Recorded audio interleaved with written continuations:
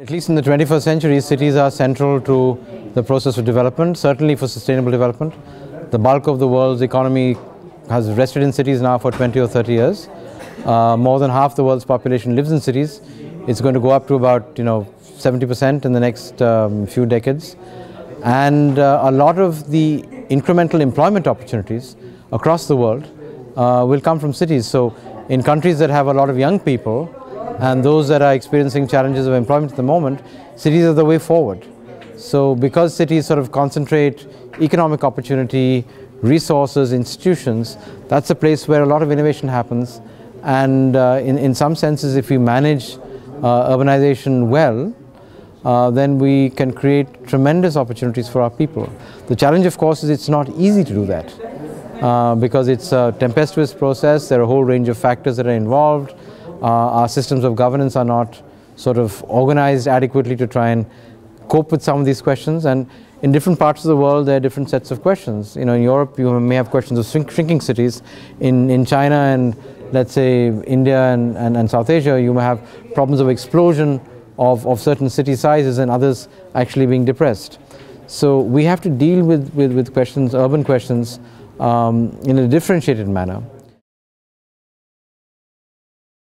I think, lots of people are increasingly looking to Europe for at least an idea of where they may actually go. While North American cities lead on a whole range of questions, I'm not sure whether that form of urban development is sustainable for many parts of Asia, Africa, etc.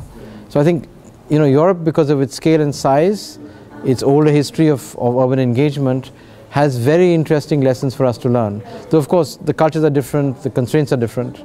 But I think the other question where the European Union would be very interesting to engage with is a question of regional and sort of territorial management. Because in a sense you're managing a cluster of different nation states which have their own sovereignty but have chosen to come together to create a common market, to have movement of people through the Schengen region, etc., etc.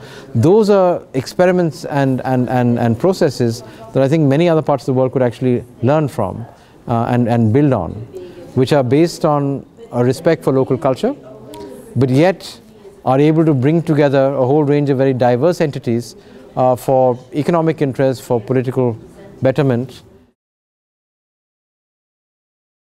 The position we take is very clear that it is a tremendous opportunity, but it's an opportunity that has to be exercised with caution.